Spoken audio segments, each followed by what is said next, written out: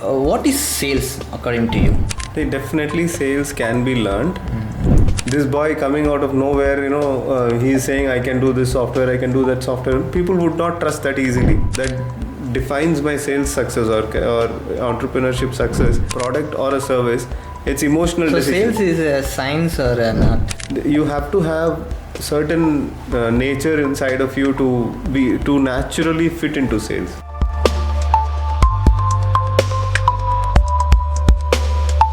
Hello everyone, welcome to Story Sales. I'm Theo Immanuel. Today we are going to talk to a very special person, Mr. Thomas John, who is the founder and CEO of Rejola IT Services.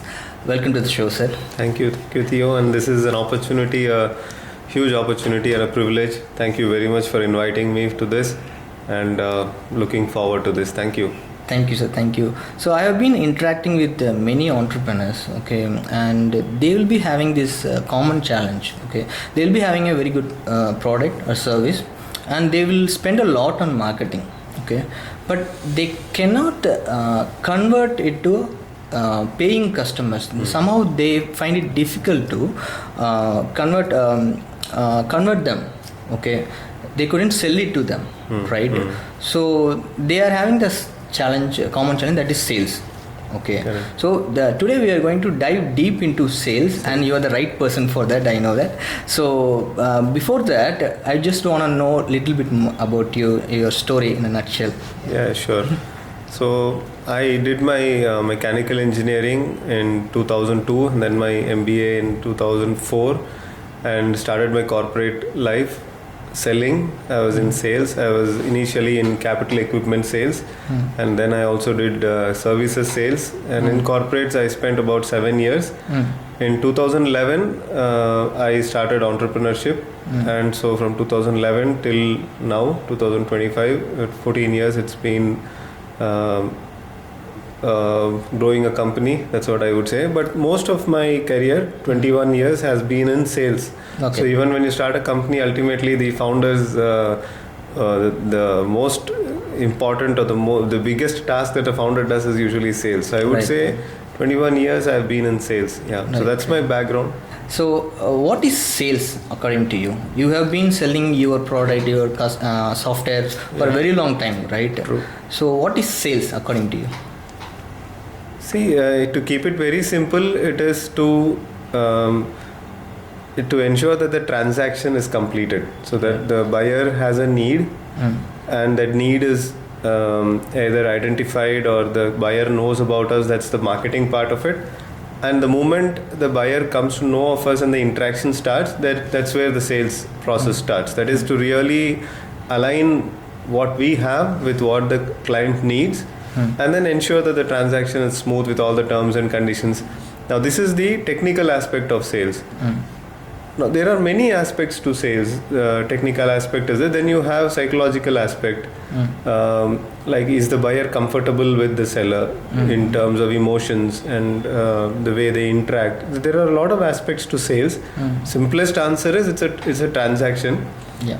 Sophisticated answer, depending on the type of product or service. If it's a very simple product or service, there's not much of a sales process involved. For example, if someone is buying a mobile phone, let's say a phone, the sales process is very less, but the marketing is very big to get them to buy the mobile. The sales process is somebody walks in, either they buy online or they walk into a store, they check on few mobiles, and probably they take a decision within few minutes or sometimes maybe an hour. Whereas in services or products like software, sometimes the sales process itself can go on to months together. So it depends on what. Sometimes yes. Maybe, possible, yeah. So that is what. So sales is ultimately transaction, but depending on the sophistication of the product or service, it can involve many things along with it. Yeah. Okay. So have you also gone through this challenge like in sales? No, so you started your career in sales. You were an employee for a company. You were selling something for them, and then you started your own company. Then in a company you'll have some support from company. Other trust building elements will be there for the company itself, right? So while you are starting your company, you have to build it from the scratch, right? Yes. So what are the challenges you've gone through when you started your company? See, when I started my company, honestly, I did not have great ambition in mind. So maybe that is one of the downsides about my entrepreneurship journey, I would say. That when I started, I was not aggressive. I was not really thinking of doing 100% growth or 10x growth. I was more concerned initially just meet my monthly expenses at home, which I later on found out was not a right mindset to have, because it was very tough. To have that mindset and survive was very tough. So because I had a very low ambition, for me, I was really not looking at big clients. I was really not looking at, positioning myself against the competition. That was not there, which I regret right now. I should have been doing all that. So it was more like a friend of mine has a requirement, or somebody referred me to someone, they have a requirement, I go solve it. What helped me really survive all that initial years is that my love towards IT solutions. I have this gift, I would say, God-given gift, that I can look at a business problem, and I can create a software that can solve that problem. Somehow, right from my school days, I have been learning computer programming as an extracurricular activity. I am by nature an introvert, though I'm a sales guy. Okay. So that helped me sit in front of computer and solve and write code and Maths. I got centum in Maths in my 12th. Engineering also, Maths I was very good. So sitting in front of a computer writing code was something that I really loved to do. Okay. That was just combined with a customer's problem. So I was only looking at, can I solve a problem, can I solve this problem, and that too not very aggressive in sales and also, but I struggled because I was not getting many projects because lack of marketing and sales and networking and all that. So to be honest, in my initial years, I was really not looking at competing with anybody, because the kind of problems that I was solving, the competition was not really looking at solving. Because I was giving solutions at the lowest price that nobody would have given. Okay, so and customers were very happy because whatever solutions I was giving is working. Like I still remember I created a solution for inventory monitoring. I did it at such a low cost that the owner was so happy. He started referring me a lot of clients. Initially it was okay, but later on I couldn't sustain because demand started increasing and I couldn't keep up with the demand, and I was charging too low, so I was not getting paid a lot. So I would say initially I did not face a problem, but what happened because of that is whatever reputation that I was able to build at that stage initially for 2011, 12, 13, 14, that carried forward. Okay. So it was like, in 2015, 16 when I actually started thinking of, hey, I should grow big. I should grow at 100%. I should make it 10x. At that time, this reputation that I built, though I was not charging high or no competition and all that, that helped. Okay. So it was like I was able to say I've been doing softwares for 3 years, 5 years, and that reputation was sufficient for me to go to the next level, like from micro, businesses to small businesses and small to medium businesses. So the ticket size also started going from few thousands to few lakhs, and then ultimately touched crores. So that transition, I think it went slowly. So because of that, I didn't face much of a challenge, but had I been aggressive in the starting, which I should have been, okay, that's what I regret now. I should have been extremely aggressive when I started with a good purpose. I should have started. At that time, maybe I would have faced a lot of challenge, because this boy coming out of nowhere, he's saying I can do this software, I can do that software. People would not trust that easily. So initially, for me, it was a little different. Yeah. So I hope I answered your question. Okay, what's the first software you sold? Inventory monitoring. Yeah. So what happened was, this is a cycle retail chain of stores. So they were using a accounting software which was not connected across their branches. They had some 13 branches in South India. Okay. So very simple problem. They wanted the inventory of every store to be seen by another store. Okay, the problem is very simple. I mean, the solution is very simple, let me say. But the problem for them was they had these premium cycles, and the buyers for these premium cycles would come into the store and tell exactly the model of the cycle. These premium cycles are like 1 lakh, 3 lakhs. That is the kind of cost at that time. Maybe now it's more expensive. So what used to happen for them was they used to make phone calls to different branches, to the head office. Where is this particular model sitting? Nobody knows. And even if they have to find out the person who knows, by the time they reach that, this customer is waiting, for minutes and hours sometimes, just waiting to get an answer. Where is the cycle sitting? Maybe it is sitting in Kerala, maybe it is sitting in Andhra Pradesh. We don't know. And they can't stock this cycle in every branch because it's very expensive. The inventory is very expensive. Okay. So they wanted a solution where every branch can see real-time inventory. That was a issue they were having. I went, sat with them for some time, found out a very, very practically simple solution where every branch manager of every store should spend about 2 minutes every day when they start the store and complete a particular transaction on the software. Right. Once they do it, everyone can access the data, which is about few hours old. So real time, not exactly real time, few hours old, which is more than enough. Right. At least they can search and say, hey, today morning at 10 o'clock it was updated at this branch. I know whom to call now. Right. Okay. So the problem, when they said the problem to me, and I was able to create this simple solution and give it to them. When I did this and gave it to them, I never thought this was really out of the, like a rocket science, or it is like out of the box solution. I mean, it's a normal thing. Anybody would do it. But what I later on realized was that not everybody thinks in this way. Right. Not everybody is trying to create a software solution which is simple, which is cost effective, which actually works, okay, and which also lasts for, even now they are using the software.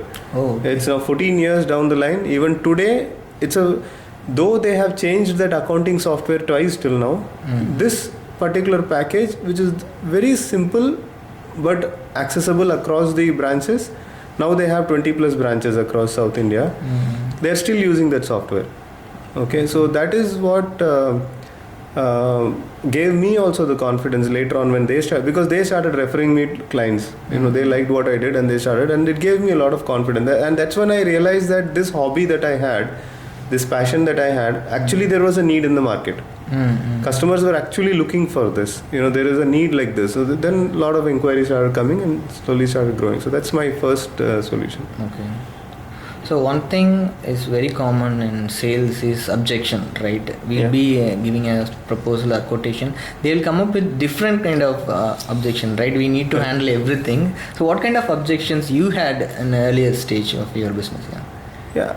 See, earlier stage, as I said, I was not aggressive. So it was more like I was like, if you want, only a person would come to me by themselves. I was really not going and chasing. So I was not facing much of an objection initially, because somebody would tell that, hey, Thomas can help you with this software requirement. In fact, I remember one of my initial inquiries was a chartered accountant friend of mine told her customer that, see, now you have crossed 1 crore of turnover. So now no longer you should run it on Excel, because he was not able to give the information to her for IT filing and all those kind of things. So, and he was not having any accounting software. He didn't want to go for an accounting software. So, but because it was it was a production unit. So just an accounting will not help, because raw materials, production, packaging, sales, everything has to be brought in. So she just told him, I will send my friend, he will come and study your requirement and create the software. Okay. All I had to do was go there, sit there, understand their requirement. I gave the proposal, and I was very affordable, those days. Even now also I'm extremely affordable. Okay. So he looked at it and said, okay, fine, let's do it. 2015 we did it. Even today the customer is with us. We have enhanced it, we have updated it. So initial days I have not really faced much of objections. It was more like somebody has a need, they will call me, I'll go and do it. because I had I loved coding anyway, so it was like I was doing it out of my hobby. I was not trying to do body shopping or anything. I was doing it myself. I was literally coding myself. So there was no objection. Later on, of course, when we started getting aggressive, when I started going to many more networking meetings and started getting inquiries which were not very hot, and they just met me in the meeting and they just asked to see if I can do something, or someone just saw my post in social media or on WhatsApp and they just call me and ask me.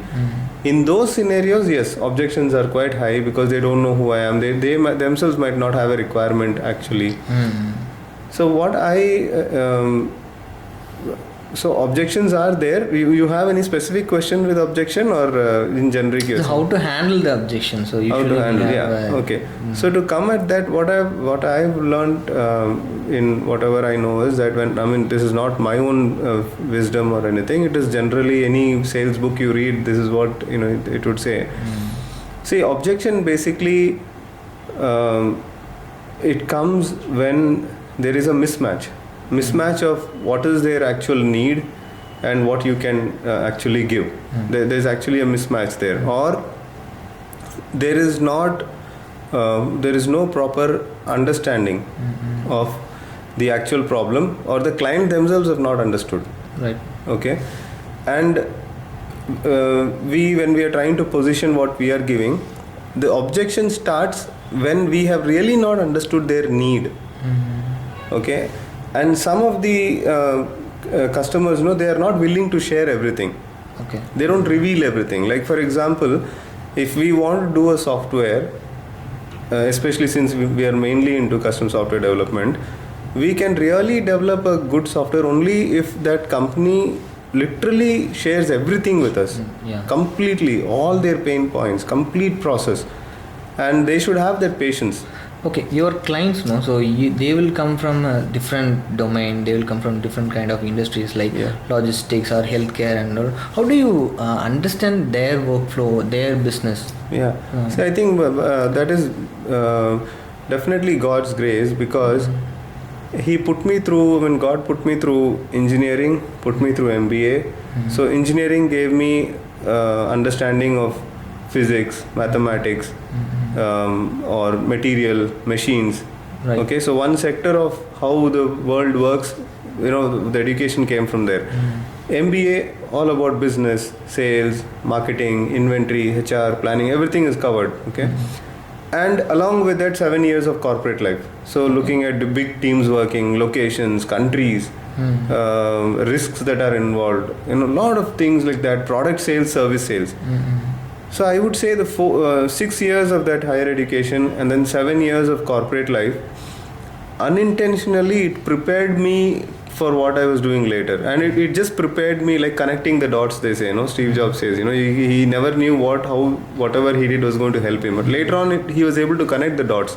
So for me it was like everything fell in place. So when I was doing software and I sit with a client and I talk to them about their requirement, I am able to easily understand what they are saying. If they say I have an inventory problem, I know exactly what they are saying because I've studied, I have worked, and I know I've been in manufacturing companies, services companies, so I'm able to relate. So for me, it was more of a natural way of flowing rather than having to learn something and trying to solve the problem. Right. So though this happened, now I actively try to learn. That helped in sales also, right? Definitely, definitely. Because when I sit with a client and I'm able to talk their language, when they say their... And you're addressing the pain points also. Absolutely, right? Exactly. So it helps a lot. So if you ask me... So that's very important, understanding the pain points of the customer and addressing with the right solution for them, right? Especially for the softwares and all, right? Absolutely. See, in fact, that is true with any sales. Like they say, that sales is ultimately done emotionally, and people justify it later on with logic. So emotion is nothing but the pain or pleasure. One of these two things is what ultimately they look at whether they buy a product or a service. It's emotional decision. So sales is a science or an art? Both. It's the mixed one, right? It's a combination of absolutely. science and absolutely. from the early stage of your business, you have built your own team, right? And how did you evolve as a marketer, as a salesperson? You were handling sales for about more than a decade for your company, 2 decades. right? Yeah. Oh, okay, yeah. This company, more than a decade. Yeah. More than a decade, yeah. And you are good at you are very good at sales. I know that. So, how did you? What and all you learned in sales through these years? So my initial learning when I was working with Atlas Copco, that was the first company that I worked for, a multinational company, amazing company, culture is really good. So one thing that I learned very early in that 20 years back was that you are never selling, but you are helping them to buy. Right. There is no pressure. In fact, Atlas Copco is more, it's a leader in product. So it's not about, we try to push the customer to take it. No, it's more about how can we help the customer in taking the right decision, giving the right product, physical, the technology or whatever it is, or the specifications. So that was my initial first learning. Okay, that it's not selling, but it is helping the person buy. Okay, that is another one is don't sell, make them buy, right? Yeah, not even make them buy, help them buy. Help them buy. Okay. Yeah, you're literally helping them. Right. It's not even us. It's about them. It's about them, and it's for their good. That is the attitude we should have, and that is the truth. Okay, if we try to push people, then there is something known as buyer remorse, and then they change their decision and all that. But if we help them to buy by really showing them the value in it, and they really see the value in it, then those sales is what will last also. Like if you try to do some tactics and try to sell, that relationship might not last even long. In sales calls. If you are sales, you are pushy, they can understand. Absolutely. In the subconscious mind, they can understand. Absolutely. Right? Correct. Yeah. So these are a couple of lessons, a lot of them. Maybe we'll stick to the two and then maybe come up with more later. Yeah, sure. So there are lots of new entrepreneurs, and initially they will definitely go through this challenge, sales, right? And what's your advice for them? So what kind of systems and strategy they can follow in sales? Yeah, I think before I answer that, I should say that not everybody goes through this challenge. Especially what I have seen is second generation, third generation, fourth generation, or at least second or third generation entrepreneurs typically do not go through this challenge because what I keep noticing is that they have since they have come up in a business family and they have observed, or if they have come up in a business community, they have observed, and it is in their nature, it's in their subconscious mind, or it is there in them as a being that sales is normal, it's natural. If somebody has a need, I need to go sit with them and explain them, they have to buy. So it's very natural for them. But those of us who don't have a business background, or we don't come from a business family or a community, first generation, for them sales is extremely tough, and it's entirely to do with the mindset. Right. It has nothing to do with the education, skills, circumstances, nothing. It is entirely with the grey material that is sitting inside the skull. That's it. And understanding that it is actually whatever is inside my head or in between my ears that defines my sales success or entrepreneurship success, that understanding itself many people don't accept. No, I have not studied sales, or maybe I don't like sales, or the sales is very difficult, or sales is not important, operations is important, and all those things. It comes because there is no right mindset. Right. So I think entrepreneurs who don't come from a business family, who don't come from a business community, who parents have been in either service or something like that, they should initially, I think, focus something which is very tough. Focus on sales. It's very tough. It's not easy. Right. For me, of course, I had a different start for me, because my career itself was in sales. So I had my boss and other bosses who were literally telling me what to do, guiding me what to do, showing me what to do. So I had that hand holding for some time. So I was blessed in that way. I had that opportunity. But many people who are coming from education directly into entrepreneurship, the biggest challenge they go through is this. Right, sales. They don't realize that sales is marketing and sales is everything. Operations can be figured out. Right. Okay. Of course, it depends on what kind of a business. If it's a deep tech startup or a technology startup and all, then of course it's a little different story. You'll have to learn more about how to pitch to investors or maybe few key accounts and all. But if it's not a deep tech startup or it's not a technology intensive startup and all, then sales is extremely crucial. You should know how to present what you're doing. Even in those cases also, pitching and all that, you have to be really good at sales. But it's a mindset. Everything is about a mindset. Yeah, they have to go through that and they have to come out of the mindset that sales is not good or sales is not important. They have to come out of that. Okay, then as an entrepreneur, right, we need to look after sales, we need to look after marketing, we need to look after the operations. If we fail in operation, we lose clients, the reputation will go. Correct. So how do you manage all of this? You have to juggling, right? Yeah. True, very true. So that is where I think for an entrepreneur or anybody, what is most critical is health, the person's health, taking care of energy levels. As entrepreneurs, we have to have a very, very strict physical fitness regime, because if we are not fit, there is no way we will be able to, as you said rightly, juggle with all the different roles that we have to play. There is no way we can do it. But many people say like this, many successful entrepreneurs, they will connect health with their success. If you are healthy, you can be successful, like that they are telling. I don't know how it connects. Correlates. Correlate. I'll tell you. See, practically, let's look at it. See, if for example, if somebody is at a peak of health, okay, right, they will require about 6 to 7 hours of sleep and they will be fit. So morning when they wake up, they're able to make a meeting immediately, or they're able to, let's say, check all their emails immediately. Official, I'm not talking about scrolling, okay, I'm talking about official, and they're able to reply to every email immediately, and they're able to have all the critical meetings inside their company immediately in the morning. They're able to finish it off 9:30, 10:30, 11, they're able to finish it off, and then immediately they're able to travel, let's say 40 kilometers and meet a very crucial customer in a meeting, full of energy, talk to that person, convert that order, then again grab something to eat, something healthy along the way as they're driving, or driver is driving or going somewhere, and they're able to meet another customer at, let's say, 12 o'clock, and then again another customer at 1:30 and 2:30, 3:30. If a person is not healthy, how will they even manage that energy? You need more energy. Yeah. So what will happen is, if a person is healthy and energetic, they literally end up thinking twice as clearly, or maybe much more, and work twice as hard, or maybe much more, than a person who's not healthy. Okay. So what will happen to this person? Obviously, he'll do twice as good. Right.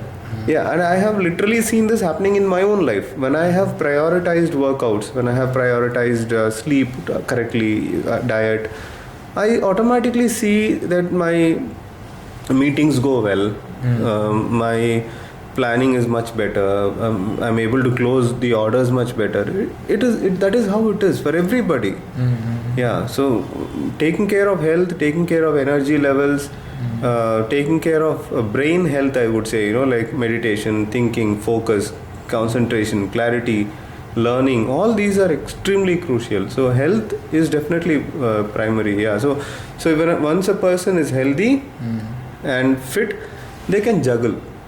Right. You can juggle between this, that, and you can still multitask. You can to some extent, which is not good. You'll have to very early. You'll have to start delegating things. You cannot keep multitasking for long. You have to delegate, and as you're growing, you should always take a decision. Okay, this particular activity I'll delegate. This particular activity I'll delegate, and all of this will succeed only if the entrepreneur is continuing to work harder and harder and harder, and it should come naturally. It should not be like, after all the hard work, at the night, they're just falling on the bed. That's not how it should be. And delegating sales task is very difficult, right? It is very difficult. Yeah, it's very difficult. The whole reputation of the company we are giving to another person. Absolutely, yeah. So, did you delegate your sales for your company? I have tried multiple times. So finally, what I realized is, at least maybe it's my weakness. Product sales delegation is little easier. Service sales delegation is a little tougher. but companies are doing it. So product sales is a little easier because what needs to be sold is predefined. Right. Like if it's a CRM software, the 40 or 50 or 100 features that are there on the software It's are a product. predefined. Yeah. So it's easier to sell. But if it's a service or if it's a solution or a consulting kind of a task, the individual who has to handle that has to be really an outstanding person, very deep in knowledge of the industry, the business, and also on little bit on the coding side, a little bit, not IT side and all, and they should be able to bring all of those things together, and then only they can sell. So that individual's qualification and skills has to be extremely high. So services sales, I am still struggling to delegate completely. Here and there I'm able to delegate with smaller value, but higher value not yet. I'm also on the curve of learning that and how to delegate that appropriately and do it. Product sales we have already done. Okay. So small products and all, we delegate it to the team and the team takes care of it. So sales can be learned or only gifted people. Some kind of people only they have the talent in sales. They have that gift of sales, right? Only that people can sell, right? Is it learnable? We can learn that like that. So what kind of tools you use to learn the sales? Definitely sales can be learned. But to answer that, one thing that I would like to say is that I'm not sure if you've noticed, if you are chatting with someone in sales, okay, in WhatsApp, usually you'll see a blue tick. Okay. Whereas if you chat with somebody in WhatsApp who is in HR department or accounts department or some other department in a company, a little senior person, maybe 5 years at least, very rarely you'll see a blue tick. That is, they'll hide the blue tick in WhatsApp. Okay. I've been noticing this for some time, 1-2 years. I've been like seeing, whenever I see it's a blue tick, and then this guy must be a sales guy or an entrepreneur or somebody. Okay. So it's an attitude also. Okay. So salespeople cannot remain in the dark. Right. Salespeople cannot afford not to return a call. Salespeople cannot afford not to answer a call. Right. Salespeople, you have to say sorry sometimes. It's a lot to do with an attitude. So yes, it can be taught, but there has to be, I think, some kind of traits in that person, like empathy, having love and mercy and grace towards other people, compassion, really wanting to help other people. That nature has to be there inside of them. Lot of selflessness.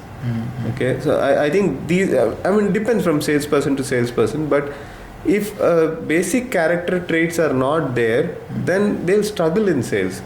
Okay. They may end up doing small deals or initial level and all, but if they want to really come up in sales and really do high value sales ticket size and all that, they should have some character traits, which is very difficult to be taught. Okay. Skills can be taught, but character, attitude is very difficult. Somebody has to really have that humbleness to learn character. It's not that easy, and after crossing a particular age, it's even more difficult. Yeah, so to answer your question, yes, but yeah, there are certain, you cannot define these characters as sales characters, but you have to have certain nature inside of you to naturally fit into sales, which not everybody has. So usually if you send a quotation or a proposal to a prospect, okay, so the default message comes from them is, okay, I'll get back to you, right? How do you handle that? How do you move them to the next level in the funnel? See, those challenges come when we have really not understood their requirement. Okay. See, what I have seen is whenever I am in a hurry, okay, because sometimes even I make a lot of mistakes. Okay, I'm not perfect. So sales is, as I said, it's both art and a science. So when I am in a hurry, especially, I am like, there are too many works to be done, too many proposals to be done. I have to prepare and send. in those scenarios, I have really not connected with the client. I really don't know who they are, what they are doing, why are they asking for this requirement, what is the problem that they are going through, how is the solution actually going to help them. And that disconnect, that is where such problems come. That is, they ask for a requirement, you send a proposal, they don't talk. Because you don't even know whether they actually require it. Why do they require it? What is the pain point that they're going through? So that is one of my lessons that I had learned long back, that it is not the proposal that closes the deal. It is your understanding. How much have you really understood? And were you able to walk in their shoes and have a better understanding than them? In fact, now there is a jargon also called challenger sales. Okay. I don't know if you've read it. There's a beautiful book called Challenger Sales. Okay. So that is about, as a salesperson, we are supposed to have more insights than the customer in their business. Yeah. Then they won't look at you as a vendor, just a vendor. Absolutely. Yeah. They also call it as consultative sales and all that. But Challenger Sales is really good. You should definitely read it. I would recommend it to everyone, especially those who are in like services like us, where the sales process is longer. It's definitely a good strategy where you'll have to really understand the client better than they are able to understand themselves, because you have bigger insights, you know more companies, you have much wider view of having created more software, so you are able to give them insights which is like they're very happy, right? And if you are able to create that kind of a credibility, and if you're able to really understand their business, what is their real requirement, their pain point, then in that scenario, when you send a proposal, they will not say we'll get back to you. Because many a times, in my case also, like when I'm really understanding their requirement and all that, and I feel that they really don't need a software. Okay, because their problem might not even be a software driven, or rather a system driven or a process driven problem. It might be an entirely different problem that they are going through. And when I start understanding about it, asking questions about it and going deeper, I am like, see, this is not going to get solved by a software. Right. This appears to be a cultural issue, or this appears to be a skill set issue, or this appears to be a leadership issue. It has nothing to do with having a process or a system. That will definitely help. So having a process or a system or an automation control with a software, all of that will definitely help. But if you don't address this skill level issue, or if you don't address this leadership issue, or whatever cultural issue that you're going through, how is the software going to help you? Right. And that is the reason why many people who take a software, there are many of those instances which fail. They take a software thinking that it is like it is like a panacea, or it is like a tablet that heals all the problems, and it never helps. Right. What do you suggest to that kind of prospect? I openly tell them, see, I think your problem that you are having cannot be solved by a software. It can be, but not at this stage. Then obviously they will respect you. In fact, I remember one particular meeting where one of my friends and her friend was sitting in the meeting, and my friend was asking me, Thomas, I need a software in my business. I said, okay, please tell me what is your requirement and all that. Why? She started explaining to me about her business and what is she planning to do with it. I very openly told, no, don't go for a software at this stage. It's not going to help you. You're just starting, or I think she was just starting a play school or something like that. And I said, no, I think you should not do it right now. Set it up first. Start doing the processes manually, either through a spreadsheet or something. And later on you get into a software where you really have identified what to do and how to scale up, and all the scale up needs comes and all that. So the person sitting, her friend who was sitting, she was all shocked and surprised, because I went there to discuss about a software. But I understood that that is not going to help them at that stage. Then you become a growth partner for them. They will not refer to you. Definitely. But the friend who was sitting there, she was like, have you come to sell a software, or what have you come here for? And I said, if you need it, and I believe that you need it, definitely. But if you don't need it, I think you should put it on a hold right now. first get the business going and then do it. Yeah. I think that would be the conclusion of this show, I guess, because if you are genuinely interested, if you empathize with the prospect or the customer, they will see you as their own team, right? And they will not they will not forget you. They will refer you to other people. And sales is a very it's very crucial to maintain a reputation and maintain the revenue stream of the company, and I think so it will be very useful for the all the entrepreneurs out there and young entrepreneurs, and thank you so much for sharing all the insights with us, and maybe next time we can talk about any other subject which is very relevant to the business and marketing and entrepreneurship. And thank you so much, sir, for your time. Thank you, Theo, for this opportunity. It's a privilege. Thank you very much. Thank you. Thank you.